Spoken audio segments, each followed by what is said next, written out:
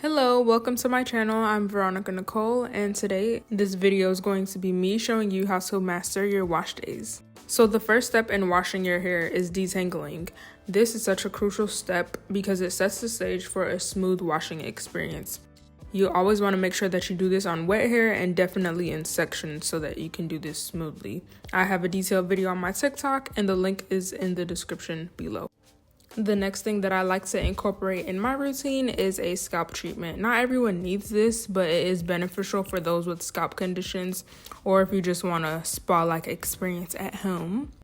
I'm using the Innersense Scalp Scrub. I use it at home and I also use it in the salon, and I've seen great results on me and everyone else that I have used it on. It gently removes impurities and it restores hydration to the scalp. And unlike other pre-cleansing scalp products that I've used in the past, this one does not leave your scalp dry. And when products leave your scalp dry, it can worsen your scalp issues. So that's why I recommend this one. Definitely give this one a thumbs up. 10 out of 10, always recommend. The scent is also really good. It's very light and pleasant and it's not overpowering at all. Next in this process is shampooing your hair. So I hope everyone knows this by now, but if you don't, moisture definitely begins with the shampoo. There's still a misconception out there that shampoo dries your hair out, so a lot of people avoid it, but that all depends on which one you use. So if you're using a moisturizing shampoo weekly, you should be good. But if it's a cleansing shampoo, this one you want to use like once a month.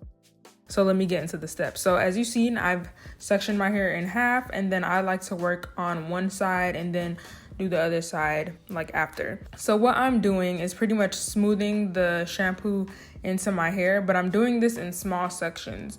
You have to do this in small sections so that you can work efficient, pretty much. And here I'm showing you on tighter curls exactly like what I'm doing. I tried to slow it down so you can see that I'm not really smoothing the shampoo in the hair like using a raking motion. I'm pretty much using my fingertips to glide the shampoo down the strands of the hair.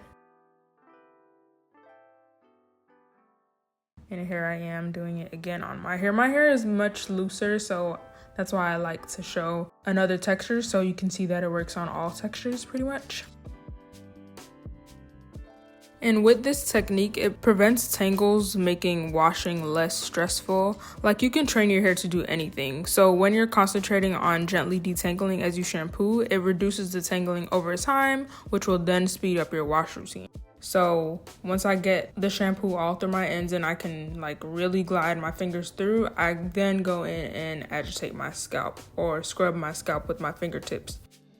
So after I use my cleansing shampoo, which I don't think I mentioned before, it was the Design Essentials Oat and Henna shampoo, and that was a cleansing shampoo. Now I'm using the Scalp Care Hydrating Detangling shampoo, and this shampoo you can use weekly. You can use it weekly without drying your hair. It definitely leaves the hair soft with a great slip, and it can be used with other products without altering their formula. And from my clients who've been coming to me consistently for at least 6 months, your hair is trained to do this already, so it should be easier for you at home, especially if you're using the recommended products that I suggest.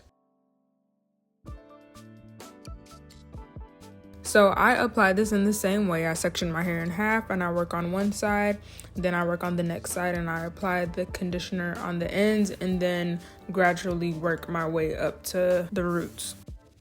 I don't show it here, but I take the same brush that I used to detangle in the beginning and I brush the conditioner all the way through. This week I used the Design Essentials Almond Butter and I just left it on for 5 minutes and then rinse with cool water. So one more thing before we move on from the conditioning step.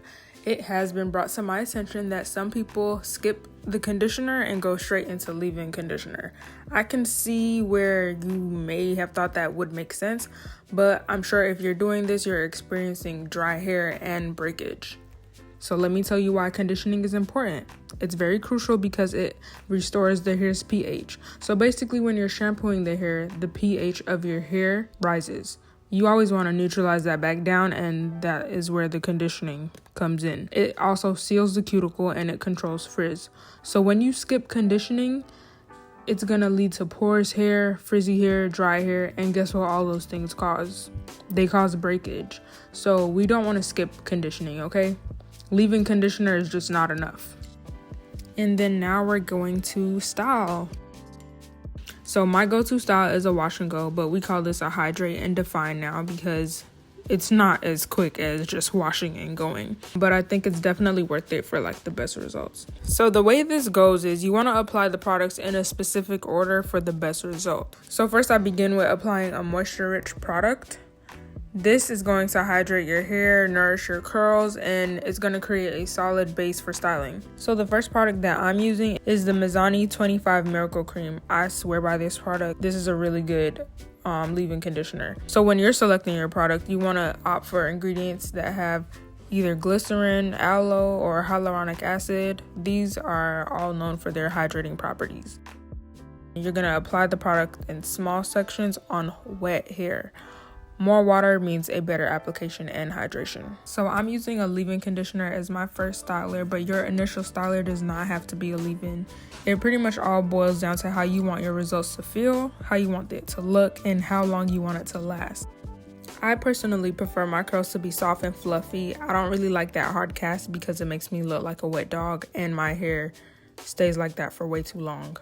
The next product that you want to follow up with is a product that's going to provide hold. So this is a gel, a styling cream, or even a mousse or foam, which is what I'm using today. The hold that you choose, it depends on how long you want your style to last and how firm you want it to be. So creams are going to give you a softer hold, and then your gels and then your mousses are going to give you a more firm hold. So applying the moisture-rich product first and then the hold product gives your curls the right balance of hydration and definition. So now we're at the final step, and that is to dry your hair. So you dry your hair to set the style. Air drying is not going to provide a long-lasting hold. Instead, you want to dry your hair with an external heat source. So I'm using a diffuser, and then I'm going to go under the hooded dryer. Using a dryer prevents your hair from swelling, which then creates frizz. So if you prefer less volume, go straight to the hooded dryer. This is different for different textures because the tighter your curls, the more natural volume you will have. So these are my results for the next day. Nice, light, and fluffy. So that brings us to the end of the video. Thank you for watching. I hope you found this video helpful in understanding the importance of each step in your curly hair care routine. And if you did enjoy this video, please don't forget to comment, like, share, and subscribe for more tips and tutorials in caring for your natural curls. See you in the next one.